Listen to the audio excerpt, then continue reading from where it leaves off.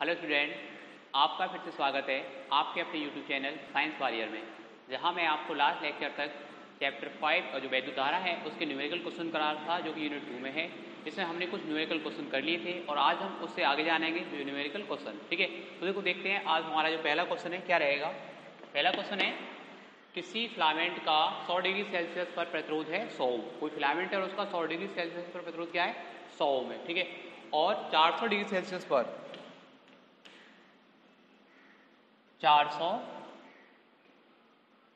Degree Celsius पर 200 में filament के प्रतिरोध के ताप गुणांक की गणना करनी है। ठीक है, फिलामेंट का हमें क्या है, ताप गुणांक बताना है और ध्यान रखना है ताप गुणांक का मतलब ऐसे होता है कि जैसे कोई हमें पता है कुछ धातुएं होती हैं, उनका अगर हम ताप बढ़ा रहे हैं तो होता है क्या, उनका प्रतिरोध भी बढ़ जाता है। अब उनके प्रतिरोध में पर डिग्री सेल्सियस के हिसाब से जिस वृद्धि होती है, जो वृद्धि होती है उसी को हम कहते हैं प्रतिरोध ताप गुणांक। ठीक है, तो देखो देखते हैं जो पहला क्वेश्चन है हमारा, जिसमें हमें प्रतिरोध ताप गुणांक निकालना है। सबसे पहले सवालों को करने का तरीका वही जो सवाल में दे रखा है, उन चीज़ों को नोट कर लेते हैं। ठीक है, तो क्या है, फिलामेंट का 100 डिग्री सेल्सियस पर प्रतिरोध, पहला ताप दे रखा है T1, T1 is equal to 100 degree Celsius, और 100 डिग्री सेल्सियस पर जो प्रतिरोध है R100 से लिख लें इसको हम, कितना है 100 ओम है। ठीक है, वहीं अगर हम बात करें 400 डिग्री सेल्सियस पर 200 ओम प्रतिरोध है। ठीक है, तो जैसे अगर मैं T2 लिखूं, 400 डिग्री सेल्सियस रहेगा, 400 की लेता है। ठीक है, तो T2 कितना है तुम्हारा 400 डिग्री सेल्सियस, और 400 डिग्री सेल्सियस पर जो प्रतिरोध है वो कितना है R400 इज इक्वल टू है 200 ओम। ठीक है, 400 डिग्री सेल्सियस पर प्रतिरोध कितना हो गया तुम्हारा 200 ओम। और एक अपनी तरफ से ऐसे मान लेते हैं, माना 0 डिग्री सेल्सियस पर जो फिलामेंट है उसका ताप है R0। ठीक है, माना 0 डिग्री सेल्सियस पर फिलामेंट का प्रतिरोध R0 है। क्या मान लेते हैं, R0 है। ठीक है, अब हमें जो निकालना है वो निकालना क्या है, प्रतिरोध ताप गुणांक। किसकी गणना करनी है, प्रतिरोध ताप गुणांक, alpha is equal to question. ठीक है, अब हमें देखो पहले 100 डिग्री सेल्सियस प्रतिरोध, फिर 400 डिग्री सेल्सियस प्रतिरोध है, इनके हिसाब से हम समीकरण बनाते हैं। ठीक है, तो हमारे पास सूत्र होता क्या है, सूत्र है ताप के हिसाब से जो प्रतिरोध में परिवर्तन का सूत्र है RT बराबर R0 1 प्लस अल्फा टी, ये रहेगा। ठीक है, अब पहले वाली कंडीशन लगाते हैं, 100 डिग्री सेल्सियस वाली है कंडीशन फर्स्ट। कंडीशन फर्स्ट में अगर हम बात करें तो 100 डिग्री सेल्सियस पर प्रतिरोध कितना है तुम्हारा 100 ओम है, इज इक्वल टू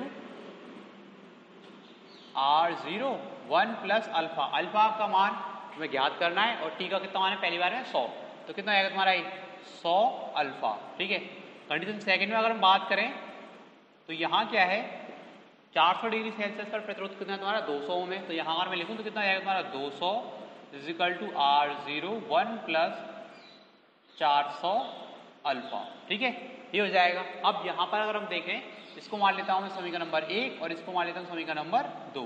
करता क्या हूँ मैं यहाँ पर, समीकरण नंबर 1 में समीकरण नंबर 2 से डिवाइड कर लेते हैं हम। ठीक है, समीकरण नंबर 1 डिवाइडेड बाई समीकरण नंबर 2। ठीक है, समीकरण नंबर 1 में समीकरण नंबर 2 से डिवाइड करूँ तो देखो आएगा क्या, यहाँ पर ये हो जाएगा 100 बराबर R0 यानी R0 और 1 प्लस 100 अल्फा, दूसरा जो हो जाएगा डिवाइड 200 R0 1 प्लस 400 अल्फा। ठीक है, R0 से क्या होंगे, R0 कट जाएंगे तुम्हारे। ठीक है, और 2 जीरो से क्या होंगे, यहाँ पर ये 2 जीरो कट जाएंगे, तो कितना बचेगा तुम्हारा 1/2 is equal to 1 plus 100 alpha बटे 1 प्लस 400 अल्फा। इसका इधर गुणा हो जाएगा, इधर हो जाएगा, क्रॉस मल्टीप्लिकेशन कर देंगे। ठीक है, तो क्या बन जाएगा तुम्हारा ये हो जाएगा 1 plus 400 is equal to 2 plus के 200 अल्फा। अब ऐसा करते हैं, 200 को अल्फा को इधर की तरफ ले आता हूँ और 1 को मैं दाईं तरफ ले आता हूँ, तो कितना आएगा तुम्हारा 400 अल्फा माइनस के 200 alpha is equal to 2 minus के 1। 400 में से 200 जाएंगे तो बचेंगे 200 हो जाएंगे, तो अल्फा इज इक्वल टू कितना आएगा फिर तुम्हारा 1/200। यहाँ अल्फा इज इक्वल टू हो जाएगा, 2 में से 1 जाएगा तो 1 बटे 400 में से 200 आएंगे तो 200। ठीक है, ये हो जाएगा। अब 200 का डिवाइड करना है हमें 1 में, ठीक है। तो 200 का 1 में डिवाइड करेंगे तो ये आ जाएंगे तुम्हारे 0.005 अल्फा है, अल्फा का मात्रक हो जाएगा प्रति डिग्री सेल्सियस, ठीक है। तो प्रतिरोध ताप गुणांक कितना बन गया हमारा 0.005 प्रति डिग्री सेल्सियस, ठीक है, ये हो जाएगा। अब नेक्स्ट क्वेश्चन देख लेते हैं। नेक्स्ट क्वेश्चन क्या है हमारा, एक प्लेटिनम प्रतिरोध तापमापी में लगी कुंडली का जो प्रतिरोध है वो 0 डिग्री सेल्सियस है और 0 डिग्री सेल्सियस पर क्या है तुम्हारा और 3 ओम है तथा 100 डिग्री सेल्सियस पर जो प्लेटिनम प्रतिरोध तापमापी उसका प्रतिरोध कितना है तुम्हारा 3.75 है, ठीक है। तो पूछ रहा है किसी अज्ञात ताप पर इसका प्रतिरोध 3.15 है, तो हमें उस अज्ञात ताप का ही मान ज्ञात करना है, ठीक है। तो देखो सबसे पहले तरीका वही जो दे रखा है वो नोट कर लेते हैं। तो 0 डिग्री सेल्सियस पर प्रतिरोध यानी कि R0 कंडीशन लिखेंगे अभी जो पहले लिखे थे उसी के according T1 is equal to कितना है तुम्हारा या R0 0 डिग्री सेल्सियस पर प्रतिरोध है तुम्हारा 3 ओम, ठीक है। वही अगर मैं ताप की बात करूँ 100 डिग्री सेल्सियस पर जो कितना है 3.75 R100 इज इक्वल टू कितना है 3.75 ओम, ठीक है। ये अज्ञात ताप पर इसका प्रतिरोध 3.15 है, इसको हमें निकालना है, ठीक है। यानी कि T is equal to question जबकि दे रखा है RT is equal to 3.15 ohm, ठीक है, ये दे रखा है। अब करते हैं, हमारे पास सूत्र क्या है आर्टिकल, पहले हम अल्फा की वैल्यू फाइंड आउट कर लेते हैं उसके बाद ये भी निकाल लेंगे, ठीक है। तो देखो क्या है सूत्र होता है RT is equal to R0 1 plus alpha T. वही में पहले बात करें 100 डिग्री सेल्सियस वाली, तो 100 डिग्री सेल्सियस पर जो प्रतिरोध कितना है तुम्हारा 3.75 is equal to 0 degree Celsius पर कितना है 3 1 प्लस टी 100 की बात हो रही है तो कितना आएगा तुम्हारा 100 अल्फा, ठीक है। अब इसमें देखो देखते हैं और 3 से मैं इसको और काटूं 1.25 बार कट जाएगा, कितनी बार कट जाएगा तुम्हारा 1.25। तो देखो कितना आ जाएगा तुम्हारा यहाँ पर ये आ जाएगा 1.25 is equal to 1 plus 100 alpha. एक को इधर की तरफ लाऊंगा तो माइनस के हो जाएंगे 1.25 में से 1 जाएंगे तो कितने हो जाएंगे तुम्हारे 0.25 इज इक्वल टू 100 अल्फा, ये हो जाएगा, ठीक है। अब वही हमें फाइंड आउट करनी है अल्फा की वैल्यू। अल्फा की वैल्यू कितनी हो जाएगी तुम्हारी फिर अल्फा इज इक्वल टू 0.25 बटे 100 का डिवाइड कर लेंगे तो कितने जाएंगे तुम्हारी 0.0025 प्रति डिग्री सेल्सियस, ये हो गया अल्फा का मान। अब हमें अज्ञात ताप निकालना है जिस पर प्रतिरोध कितना है तुम्हारा 3.15, ठीक है। तो फिर से देखो इस सूत्र को प्रयोग करते हैं RT is equal to R0 1 plus alpha T. अज्ञात ताप हमें पता नहीं है उसका प्रतिरोध पता है तो कितना लिख लेंगे यहाँ पर हम 3.15 इज इक्वल टू R0 की वैल्यू कितनी 3 1 प्लस अल्फा, अल्फा की वैल्यू है 0.0025, टी की वैल्यू तो हमें फाइंड आउट करनी है निकालनी है, ठीक है। अब इसको फिर से देखो 3 को इधर की तरफ क्या कट जाएगा तुम्हारा 3 एकम 3 1 में जाएगा ना 0 3 पंजे 15 यानी कि कितना जाएगा तुम्हारा 1.05 बराबर 1 प्लस 0.0025 टी, ठीक है। एक को इधर की तरफ लाऊंगा तो किसको जाएंगे तुम्हारे माइनस के हो जाएंगे तो कितना बचेगा तुम्हारा 0.05 इज इक्वल टू 0.0025 टी, ठीक है, ये जाएगा। अब देखो यहाँ पर हम देख रहे हैं 2 अंक का दशमलव है, यहाँ पर कितने अंक का दशमलव है 4 अंक बाद, तो 2 अंक का दशमलव से इसका 2 अंक का दशमलव कट जाएगा तो कितना हो जाएगा 0.25 हो जाएगा तुम्हारा ये, ठीक है। तो यहाँ देखो देखते हैं तो कितना बन जाएगा तुम्हारा ये टी इज इक्वल टू हो जाएगा 0.05 बटे 0.0025, पॉइंट आएगा तो यहाँ दशमलव आ जाएगा, अब पॉइंट आएगा तो यहाँ पे 2 जीरो बढ़ जाएंगे तो कितने जाएंगे 500 बटे 25 और 25 से 500 कट जाएंगे तुम्हारे 20 बार, ठीक है। तो कितना आ गया तुम्हारा T इज इक्वल टू हो जाएगा 20 डिग्री सेल्सियस, यानी कि जिस ताप पर प्रतिरोध 3.15 है उस ताप का मान कितना है तुम्हारा 20 डिग्री सेल्सियस, ठीक है। तो इसे उतारें, इसके बाद और देखते हैं। तो देखो अब नेक्स्ट क्वेश्चन है हमारा क्या है 60 वाट 30 वोल्ट के बल्ब को हमें 90 वोल्ट सप्लाई पर जलाने के लिए इसके श्रेणी क्रम में जुड़े प्रतिरोध जो होगा उसकी मान क्या रहेगा, ठीक है। देखो होता क्या है अगर हम बात करें हमने पढ़ा हुआ है कि जैसे कोई भी प्रतिरोध है अगर श्रेणी क्रम में जुड़े हुए हैं तो होता क्या है उनके सिरों की जो विभवांतर वो अलग अलग होता है और धारा क्या रहती है समान, चाहे समझे यानी कि मान लो हमारे पास 4 प्रतिरोध हैं, ठीक है, वो एक साथ श्रेणी क्रम में जुड़े हुए हैं और वो एक अलग बैटरी से जुड़े गए हैं, ठीक है। बैटरी से जोड़े गए। होता क्या है, तो बैटरी का जो भी विद्युत वाहक बल या फिर क्या विभवांतर होगा वो अलग अलग प्रतिरोधों पर क्या है बढ़ जाएगा, उनके प्रतिरोधों के मान के हिसाब से। ठीक है, तो देखो यहाँ है क्या, हम देख रहे हैं 60 वाट 30 वोल्ट के बल्ब, यानी एक बल्ब है उस पर लिखा हुआ है इंगित है कि उसका ये जो वाट है शक्ति है वो 60 वाट है और वोल्टेज जो अधिकतम वो सहन कर सकता है कितना है 30 वोल्ट है। अब इस बल्ब को हमें 90 वोल्ट की सप्लाई पर जलाना है। ठीक है, और 90 वोल्ट की सप्लाई पर जलाना है तो हुआ क्या है, इसके श्रेणी क्रम में कोई प्रतिरोध जोड़ना पड़ेगा। दूसरी बात देखो दिमाग को नीचे के समांतर क्रम में जोड़ ही नहीं सकते हैं, समांतर क्रम में क्यों नहीं जोड़ सकते हैं, तो होता क्या है समांतर क्रम में सभी प्रतिरोधों पर जो विभवांतर है वो समान रहेगा। अगर मैं इसको समांतर क्रम में जोड़ूंगा तो 90 वोल्ट से क्या होगा, ये जो 30 वोल्ट सहन कर सकता है मतलब वो क्या है फ्यूज हो जाएगा। तो जाहिर सी बात है इसके हम क्या है श्रेणी क्रम में जोड़ना होगा। तो देखो देखते हैं, अब ऐसे मान लेते हैं माना ये जो बल्ब है, बल्ब को क्या हमने इसके श्रेणी क्रम में जोड़ा, उसका प्रतिरोध है R। ठीक है, या पहले हम बल्ब का प्रतिरोध निकाल लेते हैं। बल्ब की शक्ति जो दे रखी है वो नोट करते हैं, बल्ब की शक्ति P बराबर 60 वाट। इसका जो विभव है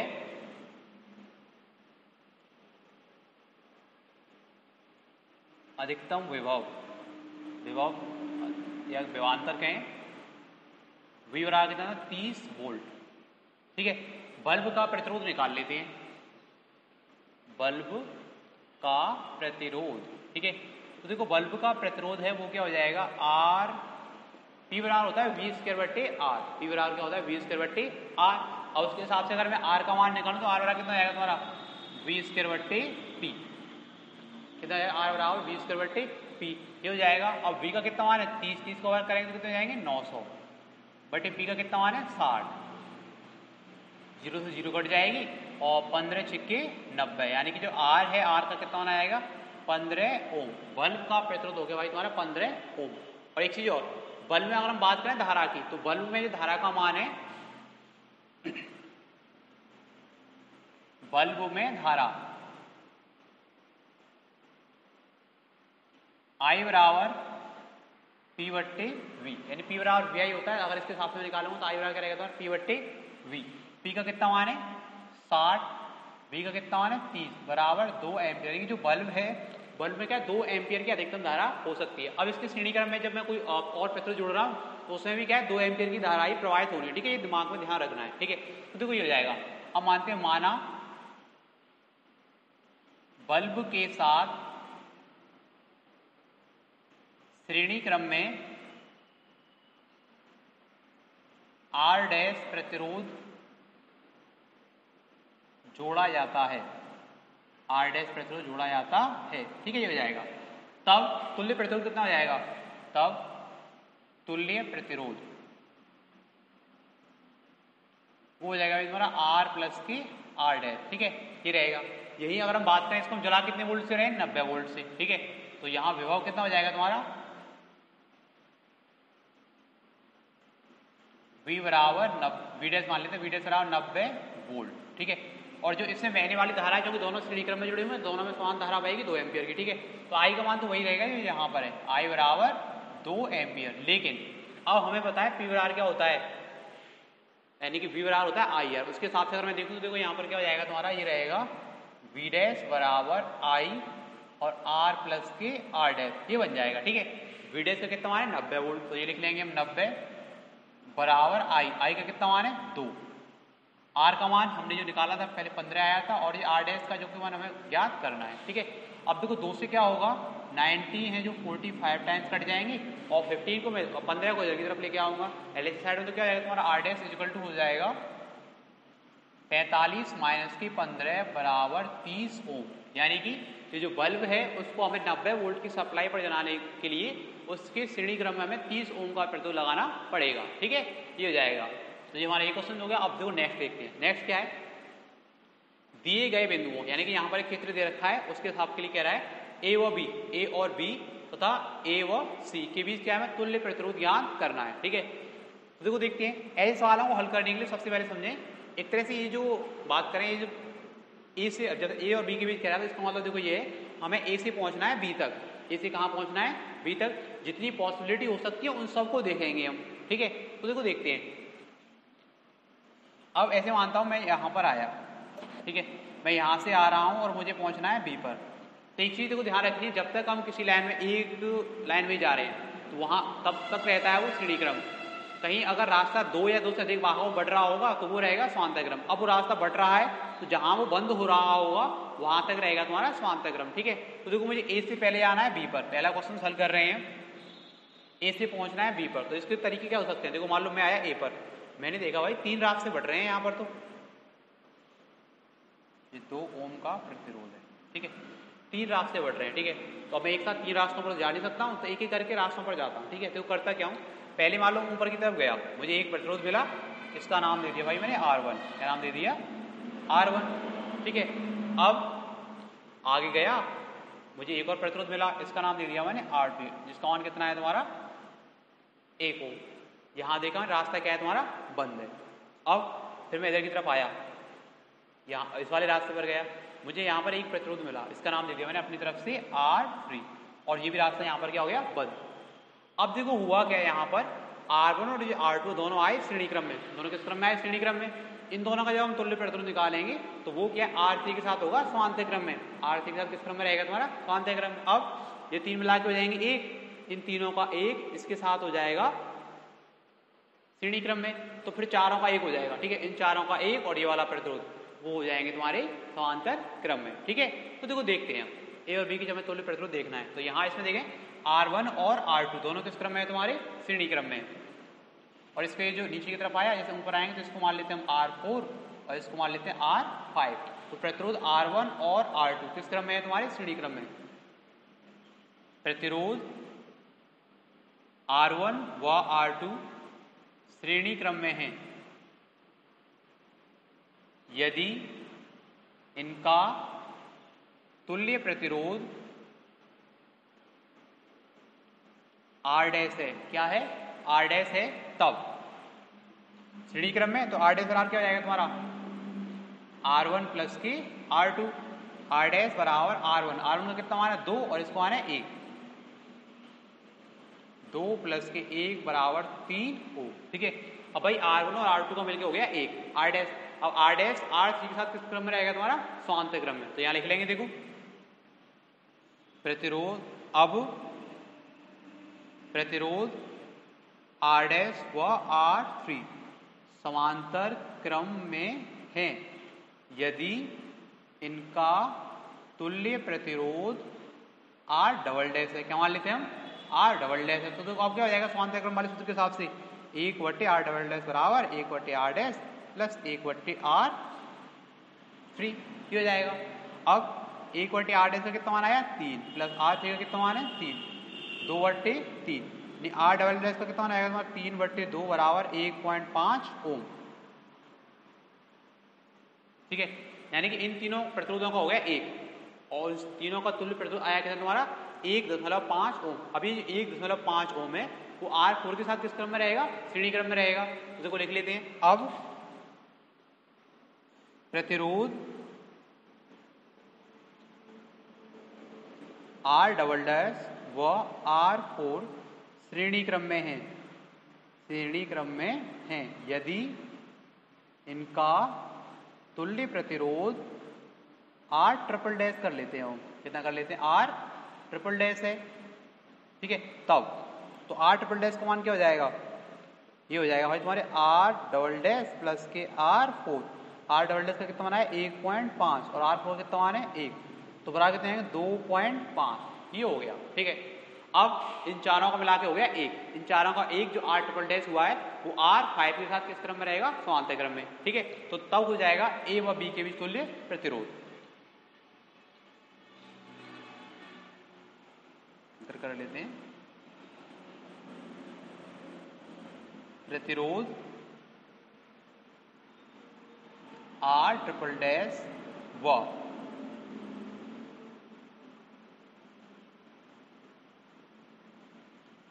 R5 समांतर क्रम में है यदि इनका तुल्य प्रतिरोध R है, ठीक है, क्या है R है, तब तो क्या आएगा तुम्हारा 1 बट्टे आर बराबर हो जाएगा 1 बट्टे आर ट्रिपल डैश प्लस 1 बट्टे आर 5। 1 बट्टे आर ट्रिपल डैश का कितना आया हमारा 2.5, 1 बट्टे 2.5 प्लस 1 बट्टे आर 5 का कितना आया तुम्हारा 2। ठीक है, ये जाएगा। अब यहाँ देखो मैं पॉइंट उठाऊंगा तो यहाँ क्या बढ़ जाएगी 0, 5 से कट जाएंगे तुम्हारी 2 बार और ये कितने बार कट जाएंगे 5 बार। ठीक है, ये हो जाएगा। अब देखो हल कर लेते हैं दोनों का। एलसीएम कितना आएगा 5 और 2 का आएगा 10, तो यहाँ कितना आ गया 1 बट्टे आर बराबर हो गया 10। 5 का करेंगे 10 में 2 बार, 2 का करेंगे इसमें 4 प्लस 2 का करेंगे 10 में 5, 5 गुणा के 1 5, 5 बट्टे 9 बट्टे 10, तो आर का कितना मान आ गया तुम्हारा 10 बट्टे 9 ओम। अर्थात ए व बी के बीच तुल्य प्रतिरोध कितना आया हमारा 10 बट्टे 9 ओम। अर्थात ए व बी के बीच तुल्य प्रतिरोध बराबर 10 बट्टा 9 ओम। ठीक है, ये हो गया हमारी हमारा पहला क्वेश्चन, ए व बी के बीच तुल्य प्रतिरोध। अब देखो दूसरा देख लेते हैं। दूसरा क्या है, दूसरे में वो कह रहा है ए से सी के बीच देखना है हमें विभवांतर। ध्यान है कि देखो ये इसके सामने वाला यानी कि एक ए और सी का भी तो देखें तो क्या बन रहा है विकर्ण बन रहा है। अब देखो इसमें क्या है, हमें थोड़ा एक जो अगले आगे देखेंगे हमारी कैटेगरी जो अभी पढ़ी नहीं है लेकिन आगे आएगी, व्हीटस्टोन सेतु। अगर कहीं भी अगर हम देखें किसी भी चतुर्भुज की दो संलग्न भुजाओं में लगे प्रतिरोधों का अनुपात शेष दो संलग्न भुजाओं में लगे प्रतिरोधों के अनुपात के बराबर है, तो देखो होता क्या है उसका ये जो विकर्ण होगा उसमें कोई भी धारा नहीं बहती है। ठीक है, ध्यान रखना है हमें। तो देखो चेक कर लेते क्या है हमारा ये व्हीटस्टोन सेतु हो रहा है या नहीं। व्हीटस्टोन सेतु के लिए दूसरा देख रहे हैं ए व सी के बीच तुल्य प्रतिरोध, ए व सी के बीच तुल्य प्रतिरोध। तो यहां पर अगर हम देखें चेक कर लेते हैं व्हीटस्टोन सेतु है या नहीं है। व्हीटस्टोन सेतु के लिए ये होता है P बट्टे क्यू बराबर R बट्टे एस, या इस क्षेत्र के हिसाब से मैं कहूं तो देखो ये होना चाहिए R1 बट्टे R2 बराबर अगर हो रहा है R5 बट्टे R4, तो हुआ क्या यहाँ पर ये जो प्रतिरोध है 3 ओम वाला यानी कि R3 ये प्रभावहीन होगा, इसमें धारा नहीं बहेगी। तो जब इसका हम तुल्य प्रतिरोध ज्ञात करेंगे तो इसका प्रयोग भी नहीं करेंगे। ठीक है, तो देखो देख लेते हैं क्या रहेगा तुम्हारा, या फिर सॉरी ऐसे तो नहीं होगा, इसमें हम देखते हैं यार कंडीशन तो नहीं बन रही है। यहाँ पर हम देखें जब ए से सी के लिए जाएंगे तो हमारे पास देखो होगा क्या, एक ऐसे करके रास्ता हो रहा है, एक ये बिल्कुल सीधा हो रहा है और एक ये हो रहा है। ठीक है, ये कंडीशन बन रही है हमारी। ठीक है, तो देखो होगा क्या R1 और R2 दोनों एक लाइन में आएंगे, दोनों किस क्रम हो जाएंगे श्रेणी क्रम में। ये बिल्कुल यहाँ तक पहुँच जाएंगे, इसी तक पहुँचता आएंगे। पर यहाँ देखेंगे R5 और R4 ये भी क्या एक लाइन में आएंगे, तो ये दोनों किस क्रम हो जाएंगे तुम्हारे श्रेणी क्रम हो जाएंगे। तो देखो यहाँ होगा क्या R1 और R2 श्रेणी क्रम में, ठीक है, R4 और R5 श्रेणी क्रम में, इन दोनों का एक, इन दोनों का एक और ये सब किस क्रम में हो जाएंगे तुम्हारे समांतर क्रम हो जाएंगे। तब हो जाएगा ए व सी के बीच तुल्य प्रतिरोध। तो ए व सी के बीच तुल्य प्रतिरोध के लिए देखो हम देख रहे हैं तो क्या रहेगा तुम्हारा R1 और R2 किस क्रम में है तुम्हारे श्रेणी क्रम में, प्रतिरोध